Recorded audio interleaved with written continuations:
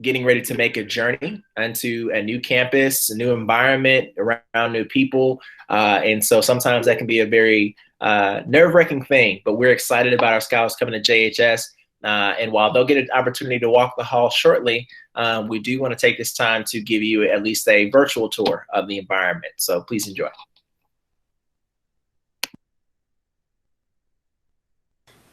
Hello, Titan family, and welcome to Jacksonville High School.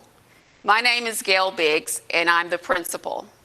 Usually we meet you in person and your family, but due to the COVID-19 pandemic, it's just not possible.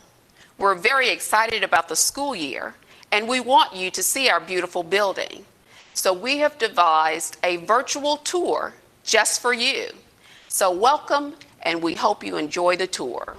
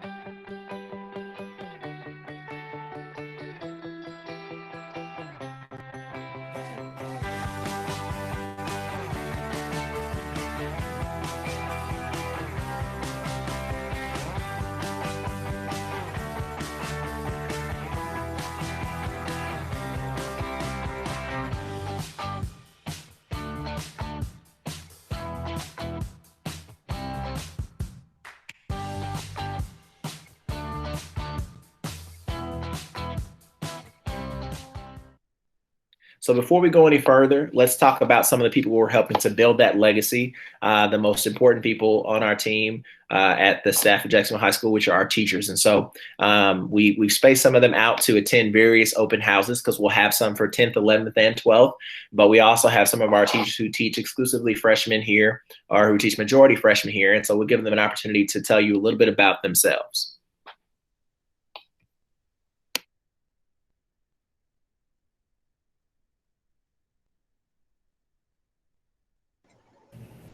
Okay, I'll go first. I'm Mrs. Meredith. I am ELA teacher, English Language Arts. This will be my second year at Jacksonville High School, and I am so excited to be teaching 9th grade this year. Hi, everybody. I'm Heather Bracely. I'll be teaching freshman seminar in Abbott this year, and this is my second year as well at Jacksonville High School. Looking forward to meeting you. Good evening, everyone. This is Mr. Healy. This will be my 5th year teaching at Jacksonville High School, and I'm going to be teaching AP US, AP World, and regular US history this year.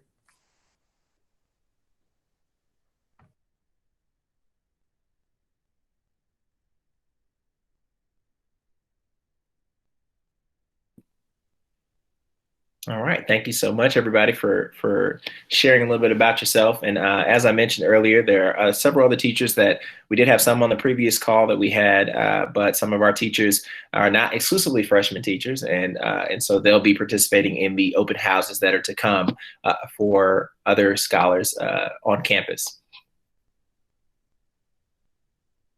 So now we'll talk about some academic information that you'll need to know.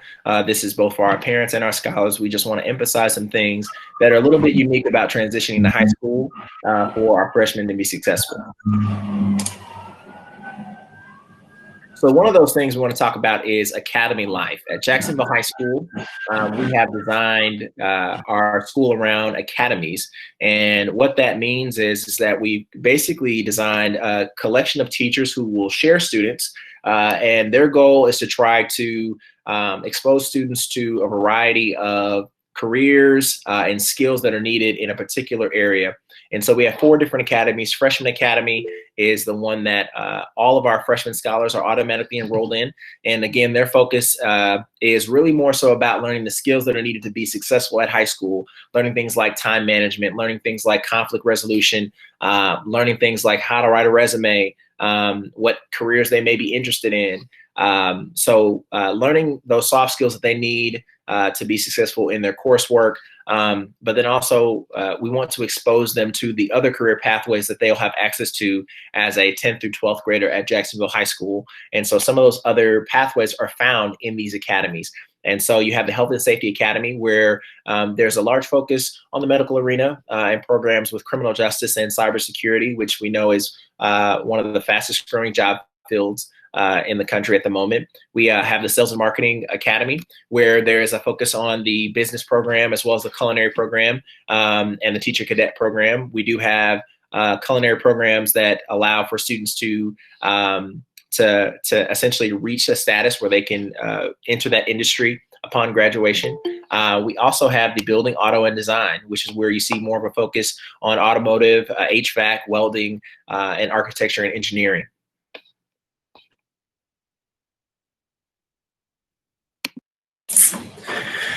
So I wanted to talk to you guys a little bit about high school and credits.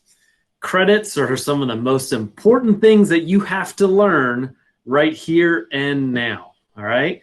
So the difference between high school and middle school is oftentimes in middle school, it can be kind of like, yeah, I served my time in 8th grade, I get to get promoted to 9th grade. Well, it's not like that in high school. Everything is based on credits. So what is a credit? Each class that you take, if it's a full year class, is 1 credit. So what happens if you have something happen? It could be a family emergency, you miss too many days, or you just struggle in a class and you end up failing a class for 1 semester. You lose credit for that 1 semester, but if you pass the next semester, you get a half a credit. So let's just say it's English 1, so you're 9th grade English, and you struggle one of the semesters, you fail one of the semesters, you still get a half a credit for the semester that you did pass. However, because English is a required class to graduate, you still have to make up that credit. And we will help you through that. We have summer school, and if something happens during summer school, you do your time and you're still not able to finish, we can schedule you into a study center. And in that study center, you can make up your credit. However, the only way you get in that study center is first, you have to attempt summer school and be successful in summer school.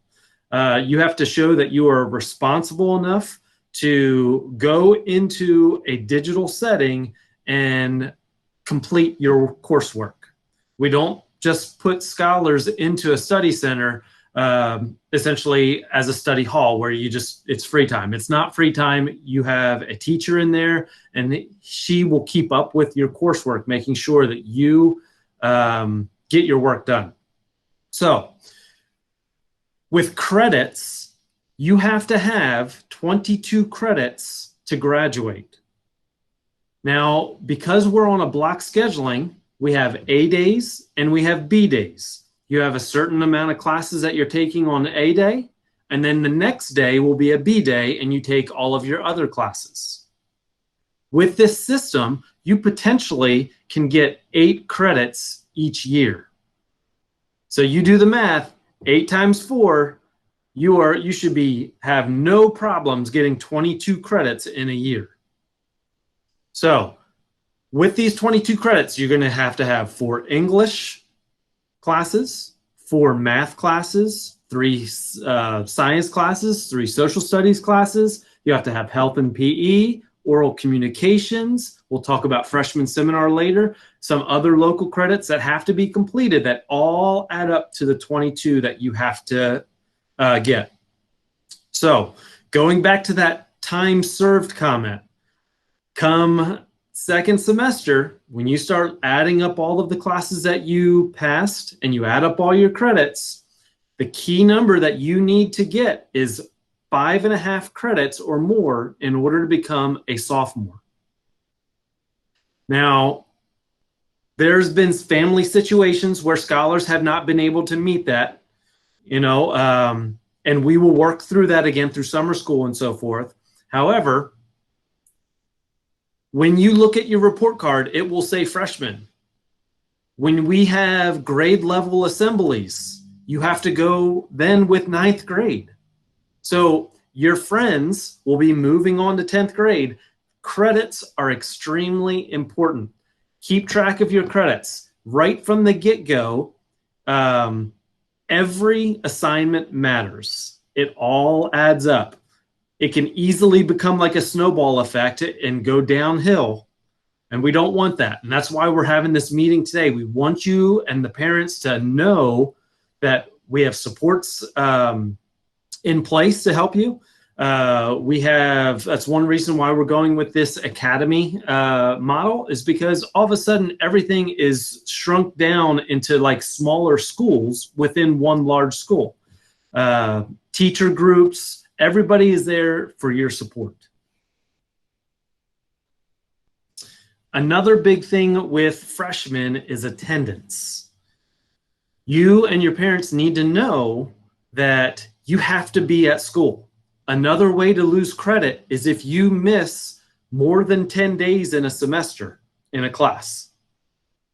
If you miss more than 10 days in a class, you lose credit.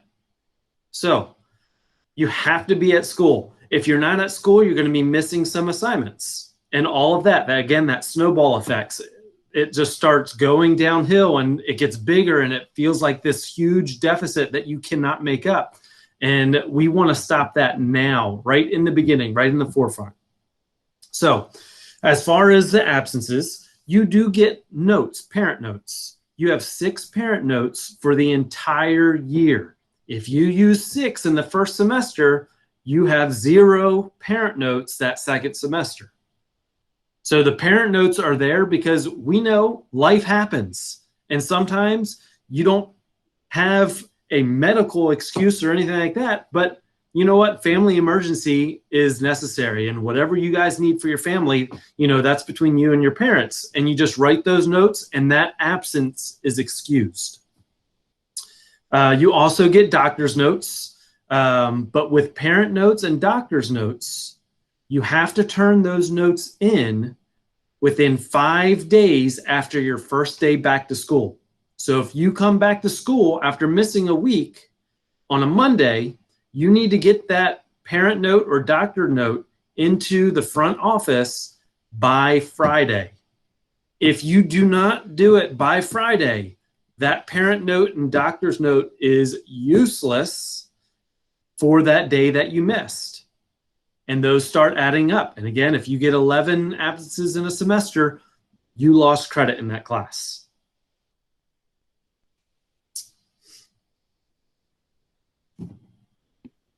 So one of the things that Mr. Romano has kind of been stressing is that when we look at our academics and when we look at our attendance, there's a lot of risk to make bad choices.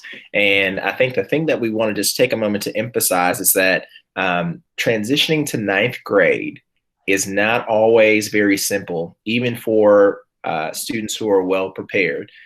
Research suggests that even students who did well in middle school may struggle a bit more coming into ninth grade. And so I just want to take a moment just to kind of flesh that out a bit and kind of what some of those consequences are. So Mr. Romano talked about credits.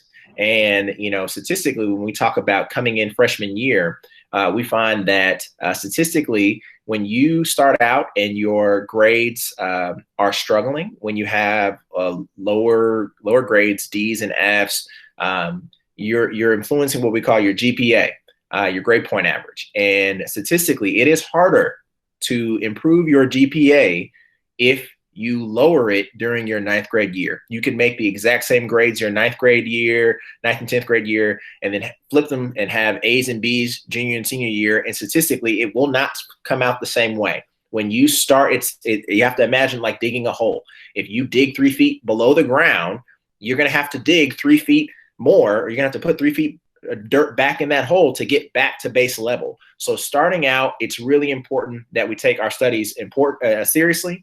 And statistically, when we look at ninth grade year, we find that that's not always the case across the nation. So across the nation, we look at students who report ninth grade year, they show less effort in a lot of their studies. We find that students who fail a year-long course, a credit, are 4 times less likely to graduate on time. And it's our goal at Jacksonville High School to keep every student in school. It's also our goal for students to be successful. And so that means we have to know that there are some pitfalls. There are some possible pitfalls that we may run into if we're not careful.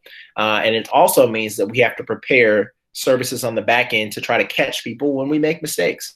Additionally, we talk about discipline. Ninth graders always statistically have the highest discipline rates out of any of the other grades. A large portion of this may be maturity. And so when we talk about the transition to a different environment, you have to keep in mind, scholars, that you are 13, 14 years old, and you're coming into an environment with people who are 16, 17, 18 years old. And so there are different expectations. There's a different level of responsibility that's called upon, that is called upon you to carry out. And so that means that you have to adapt to that environment. Freshman teachers are going to understand that you are a freshman. No one is expecting you to behave like you're 18. We are expecting you to adapt and adhere to the expectations that are being placed upon you. So things like running in the halls, those things are for days gone by. We're at a place in an environment where you have to begin to adjust to carry yourself as a responsible individual, because the consequences of not are going to mean that you are missing class sitting in the principal's office, missing class being sent to detention or to in-school suspension or out-of-school suspension. And that's not our goal at all. But we want to help you understand that statistically, these things are elevated at ninth grade year. And so we want you to be aware that that the goal is for you to avoid those pitfalls. Some ninth graders get stuck up on trying to appear cool or appeal to upperclassmen by doing things to get attention. That can also get you in trouble. So we really have got to learn how to be able to adapt. Lastly, on attendance, I want to make sure we stress this as well. One of the things that, that research also suggests is that when students are transitioning from 8th grade to 9th grade, that oftentimes they can miss up to 3 times more class than they did from 8th grade year to 9th grade year. Sometimes this is influenced by the fact that you're around scholars who may be seniors who only need 4 classes or 2 classes to finish out their day, because they finished most of their coursework in their previous 3 years, or juniors who are part of the JAG program, which is where you have an opportunity to spend part of your day where you would be in school, instead actually at a job and earning money. And so they may be leaving campus. And so you find that freshmen sometimes begin to see course attendance as optional. Oh, I can miss that particular period, or I have access to people who have a car. And so unfortunately, sometimes they can make negative choices. And so I understand that our parents, that's not their expectations for their scholars. And that's not our expectations either. We want you to be in school. We want you to be on time. We want you to be learning. And we want to make sure that you're successful. And you can't do that if you're not present. And so we're going to talk about the academy model in a minute. But I want to emphasize that when we have these challenges, we've also tried to build in some structures to be able to help catch students when they start to slip through the cracks or if they're struggling. And so if for some reason, parents, you know that your scholar had some trouble with some of these things in the past, that's okay. We want to be able to change that. We want to be able to change that trajectory. And so our goal is to be able to have a structure in place through the academy model to identify those scholars rather quickly and to be able to provide additional support for them. And I know Mr. Romano is going to talk some more about that. All right, so the Freshman Academy, we spoke a little bit about the academy life and how everything's broke down into different academies. The whole purpose of this is to allow scholars to get to know core groups of teachers so that they don't feel alone. They'll be with the same small group of students so that when they go from class to class, familiar faces are there. That transition from eighth grade to ninth grade can be difficult because even though you may know a bunch of people from your middle school or from your previous school, it's a big building and there's a lot of unfamiliar faces. So if we gather scholars together with a core group of teachers, if a scholar is struggling in one class, well, guess what? Your teachers, that small group of teachers, are meeting outside of hours and during the school day, at least once a week, and they're talking about your scholars, your kids. Why? Because we want them to be successful. If one scholar is struggling in one class, the other teachers will know, and that teacher that is teaching, in the subject area that your scholar is struggling in, then they know that your scholar is doing okay in other classes, but what's going on in your class, in my class, that you're struggling? Is it the subject content, or is there other people within that classroom that is causing like peer pressure or whatever it may be? That's what we get down to. That's why we have the academy. It allows us to design interventions for your scholar. It allows us to see and design incentives so that the scholars have something to work towards. For example, last year, if some scholars didn't miss any school on like the first 9 weeks, there was a pizza party. And it's just something small that you get to go down to the cafeteria and you have a bunch of pizza, for 30 minutes. Just little things like that. In previous times, we've had bouncy houses. I know we're in high school, but I don't care. I like bouncy houses. So we're going to have bouncy houses. There's some things that it's just fun, and it's okay to have fun, but you have to be responsible in when and where to have fun. So that's one reason why we have the Freshman Academy and the other academies. You're going to see on your schedule a class called Freshman Seminar. Now, this class can be viewed as a relatively easy class. But what happens is if you view it as an easy class, because it is required, you can dig yourself a hole. This class is there to design designed to help you transition into high school. You're going to be taking assessments, learning about your personality. You're going to be doing projects and presentations on different career pathways that you could take within Jacksonville High School. You find out through some of these assessments that, I am a very social person. Well, if you're a very social person, you're probably not going to be wanting to sit in front of a computer all day doing cybersecurity. You're going to want to be in front of people. We're going to go through all of that. We have a couple different freshman seminar teachers that are great. They're energetic, and they will help you through it. Coach Bo is one, and if you have a problem, and he is somebody that his door is always open. So some other skills that you learn in freshman seminar is like time management. Time management is, in my opinion, one of the most crucial things that you need to learn. We all have interests. We all have stuff that we want to do, but we have responsibility that we have to get certain things done before we can go and do the things that we want to do. Another skill that you will need to learn in high school is conflict resolution. There's going to be times when you disagree with a teacher. How you go to that teacher and present your side of the view, your point, could make or break how that conversation is going to go thereafter. If you come and be respectful to him or her, there's a good chance that you will get what you want, or you will get an answer, find an answer of why they did certain things. So conflict resolution is also crucial between peers as well as with the teachers.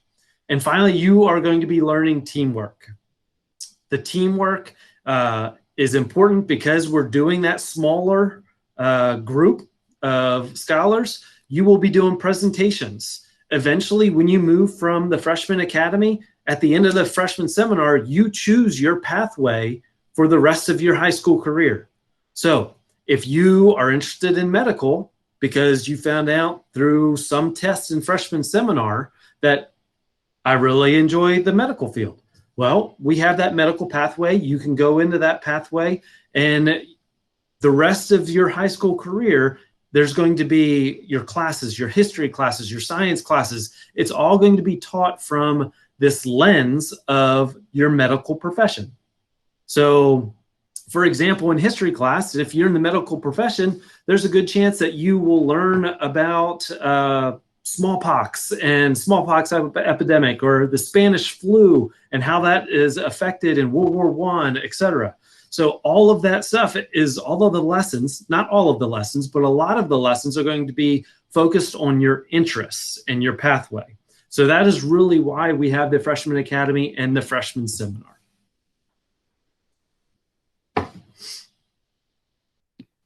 Yeah, I always, kind of, one of the things I'm most proud about Jacksonville High School is I really think that academy structure is it's such a great piece for our scholars, because it gives kids an opportunity to have a pathway, right?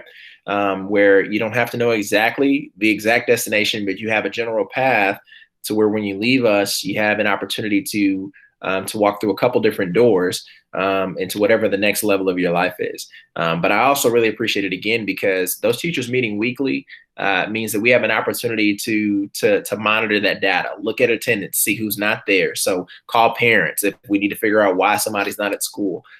Figure out how we can reward our kids who are doing excellent. Who can we select as a student of the month? What do they want this month? What can we build towards? What competitions can we have? So our goal is to try to make it the best experience possible, especially for our freshmen. And so that academy is what allows us to do that. And one of the things that I'll say before we move to this next slide is that one of the things that we find in our data that we use to guide our decisions is that our scholars have told us that the thing that that's missing the most is that they feel like sometimes their teachers don't know their life outside of school. And so having a group of students who are traveling together through a group of common teachers gives them an opportunity to be able to form those greater relationships and really, support them as they come into high school when they're around a whole new environment, all new teachers. It's the first time in at least 3 years for the majority of them that they will be around 75% of new people. They're now the big fish that went into a greater pond, so to speak. So we're excited about that. We want to take this opportunity to talk a little bit more about what this school year will look like, in particular in reference to COVID-19. Obviously, it's been an interesting time these last few months for everybody.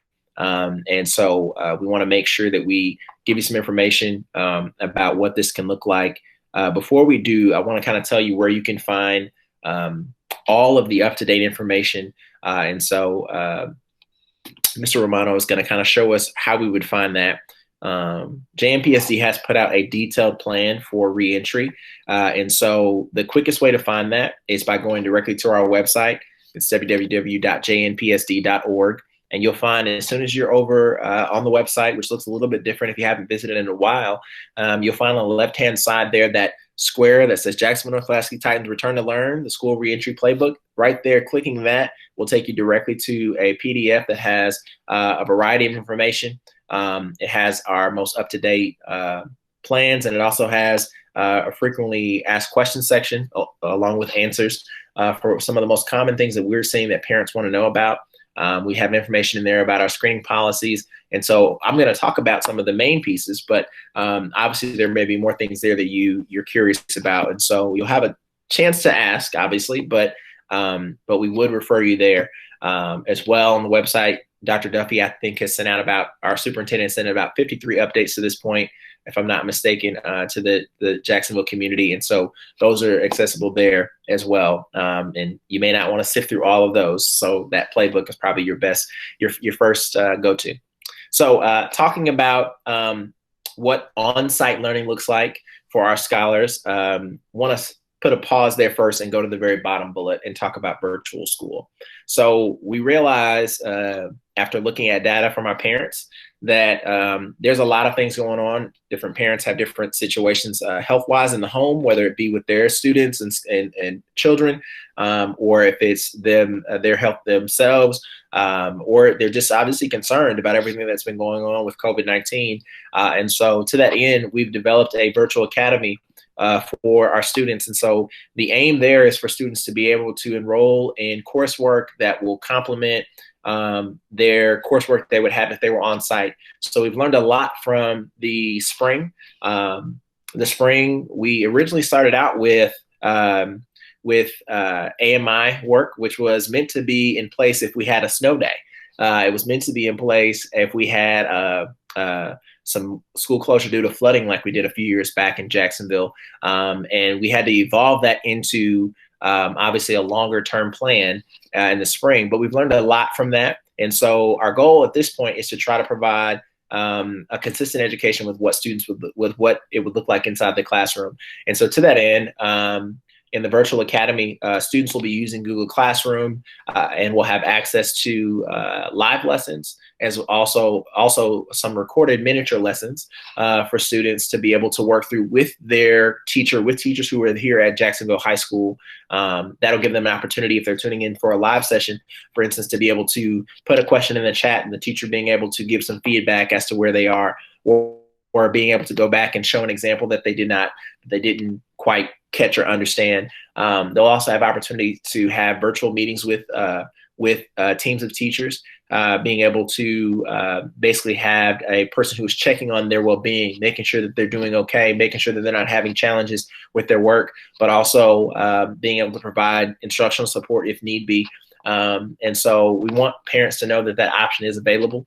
Everyone has to make the decision that's best for their family, and we would expect nothing less from our great community. So we do want you to know that that is available for those scholars and families who feel that that's the best approach. But we do want you to know that the way that system is going to work is that for scholars who are part of the virtual school, they will have 10 days from the time of the start of the semester to kind of get a feel of it, see if that's really what works for them, and to request if they would like to change and go back to the building, to request to move back to on-site instruction.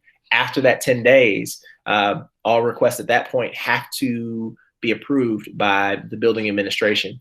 And so, and part of that is because the virtual numbers for the virtual academy is how we kind of will help structure our schedules for our teachers, our courses, and based on what students have decided that they need.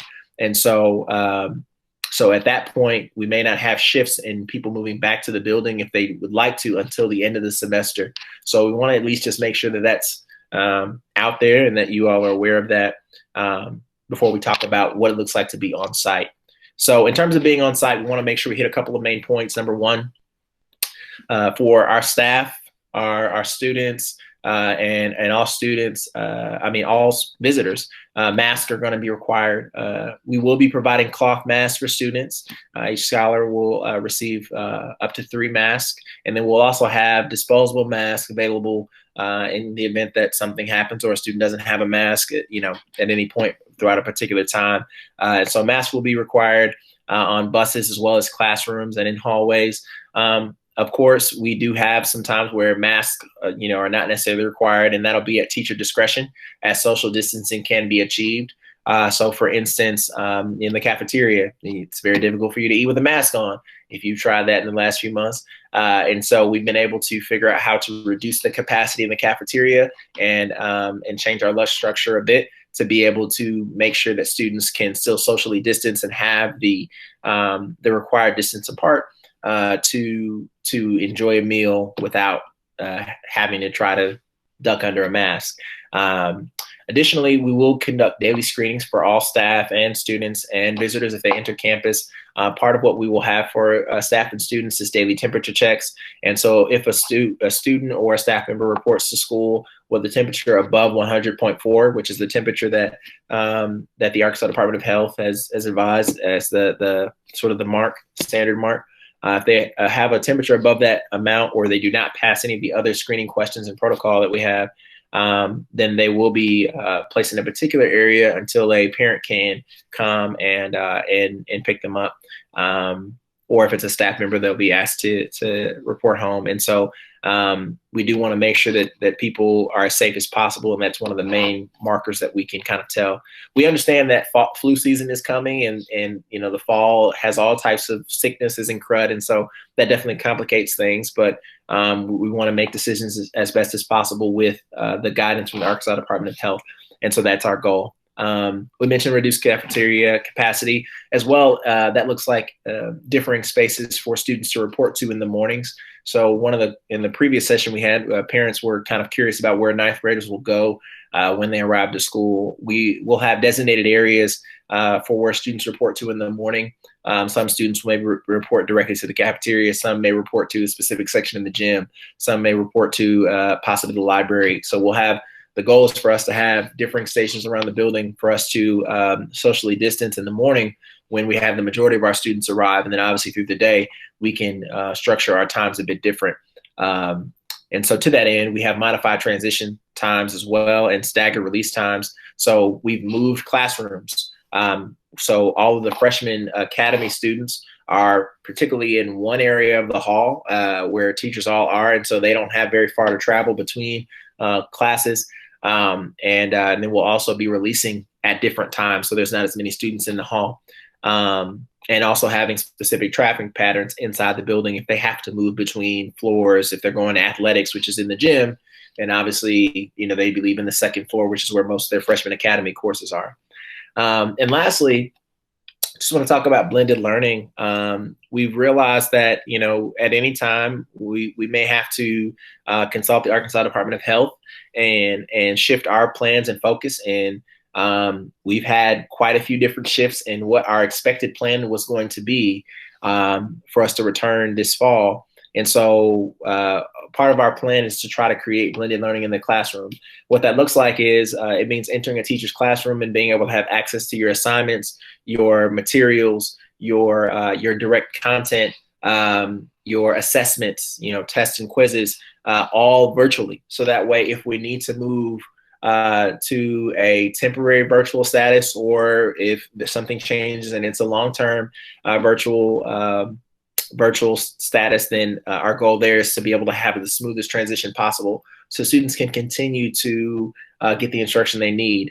But we realize that the teacher and having feedback is critical and key to that. So we'll still have the opportunity for teachers to record lessons and also do live lessons for students to be able to provide them the support they need.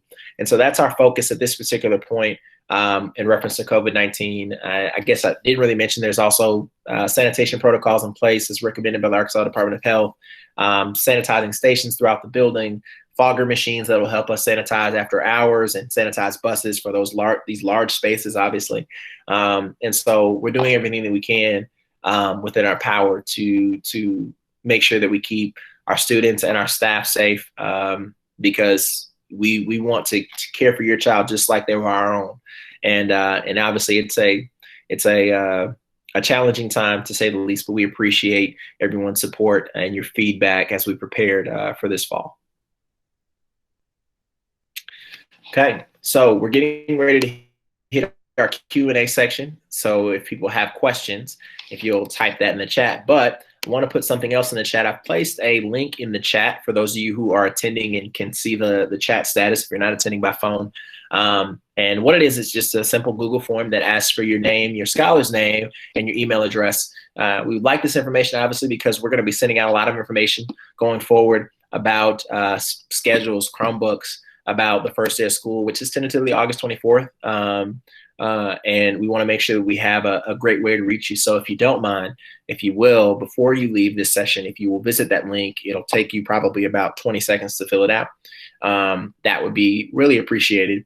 And one of the things that's also part of that is this year, because we can't have open house, or because we've chosen to rather move it virtually, we are doing all of our handbook forms, all of that early registration stuff digitally. And so we want to make sure that you have access to that.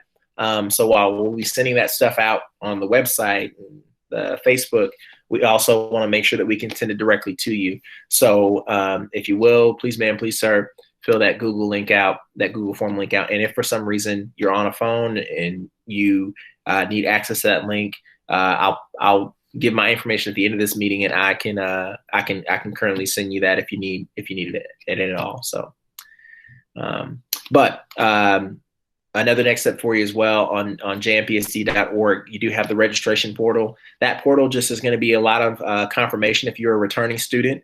If you're a brand new student in the district, it'll have important information there about like health forms, language surveys, things we need to have the most up-to-date information about your student so we can serve them the best. And obviously, if you are a returning student, some of those things may have changed. Emergency contact information, or changes in health may have happened. And so we want to be able to make sure we have it on file. So please look out for that as well. And lastly, we just want you to stay safe. We understand it's a challenging time. And we want our scholars and our parents and our community to be safe. So that's our goal. So now we'll take some time for Q&A. So if you've got questions, please pop them in the chat. We'll try to answer every one of these as possible, and please don't be shy. If there's anything you're curious about, just place it in there, and we'll try to answer them as best we can.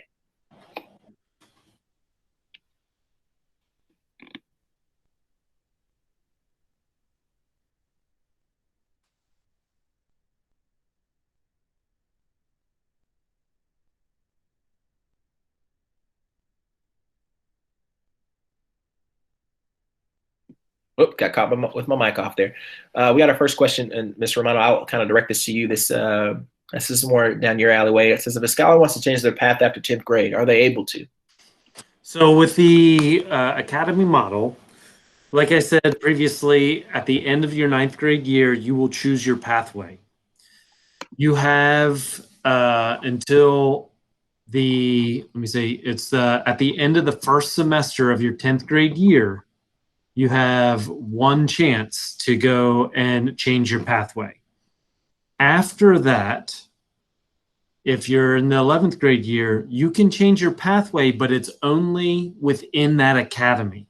So for example, if you are into automotive pathway and you're in the 11th grade, you can only switch pathways to architecture or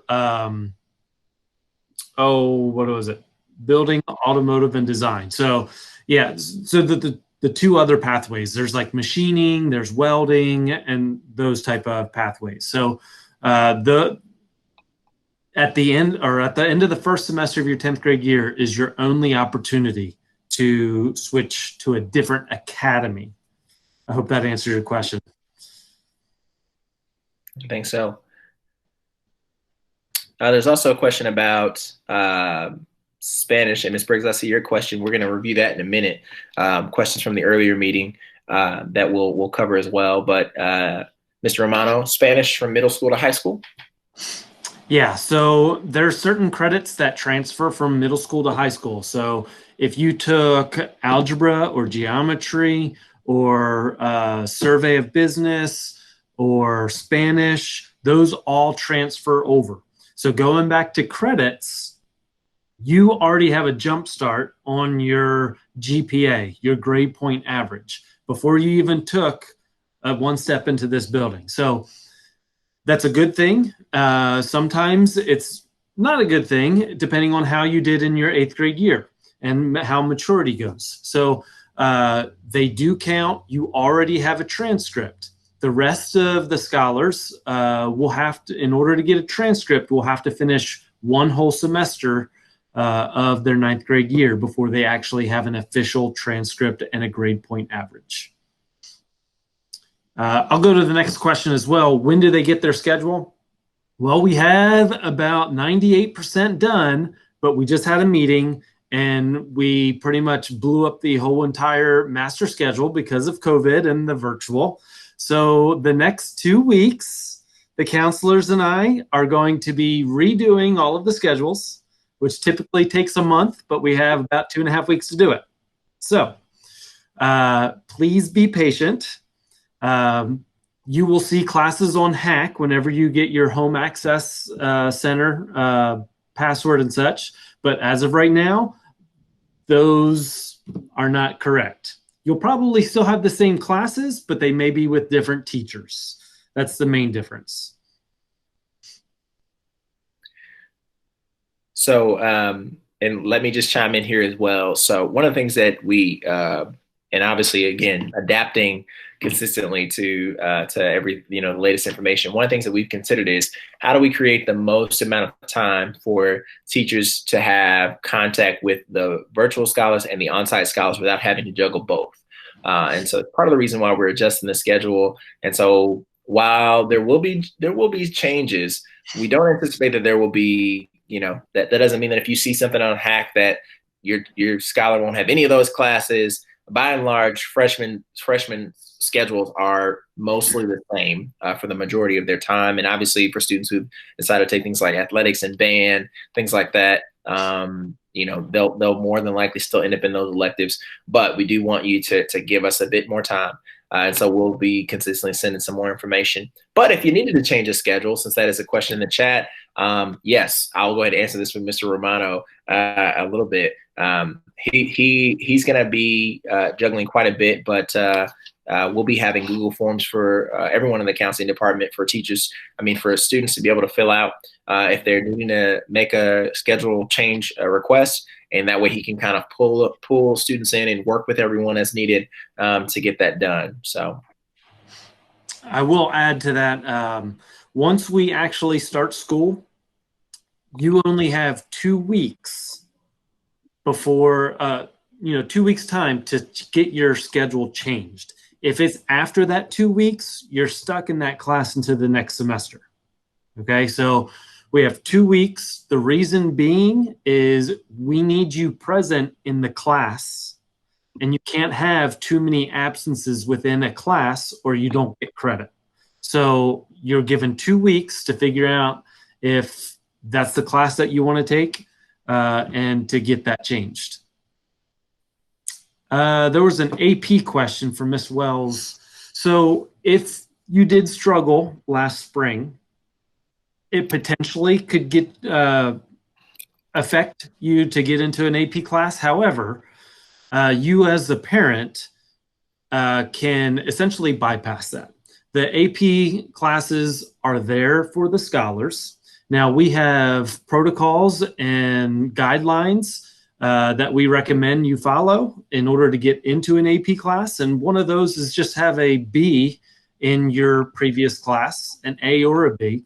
And then also it's teacher recommended. So our teachers recommend students for certain classes because they fit the profile of the maturity, the ability to essentially write an essay and have a complete thought and a defensible opinion that they can defend and write that down.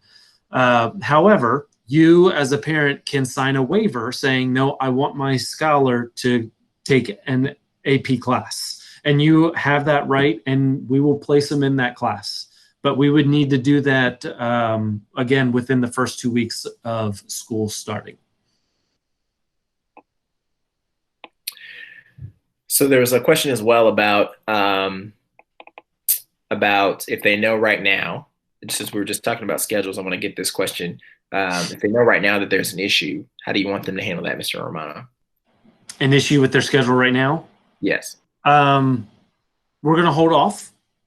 And because, like I said, I can't make any changes in schedules because we're shifting classes around. So if I put you in a class for fifth period, well, that class may not be there once we get done adjusting the master schedule. So it's literally, we just took a grenade today to the master schedule, and I got to pick up all the pieces with my counseling cohorts, and we're going to knock it out. So hold your concerns. And then at the beginning of school, if you still see that same problem, again, we'll have a Google form, or, right before school, have your scholar stop in, or you or the parent. Well, no, not with COVID, can't come into the building, but the scholar can come into my office and we can discuss the changes necessary. Yeah. There's a question in the chat about how band might work for virtual learning students. So we've had some adjustments here with band as well as choir with our music department in COVID. And so we're still waiting for some guidance from the state, especially on choir. But if I'm not mistaken, we've gotten a little bit of guidance on band and being able to, obviously socially distance is key for band and using outside environments as much as possible. But I know they're also making some adjustments, trying to adjust inside the curriculum for actual band practice. But I can get some more information for you, Mr. Romano. I don't know if you have anything else about band, but I do know that music has been an area of concern that we were waiting on the state to give us some more information as to what that looks like. Yeah. Let's see here. I have it right here. Yeah. So there's certain classes that have to be on campus, and band is one of them. So just the same as athletics, we can't play a sport virtually. So there's certain classes that we have to have on site. So even if you are virtual, you will still have to have transportation to get to certain classes if you are in band. Now, band's fifth period, so it should be a little easier. You don't have to you don't have to log in virtually to a class, go to campus, and then hurry up and get back to home to log in virtually to another class. Band's fifth period. So that's the end of the day after that. So there is certain things that we're still kind of discussing, but culinary classes, all of those classes that require hands-on, they will still be on site.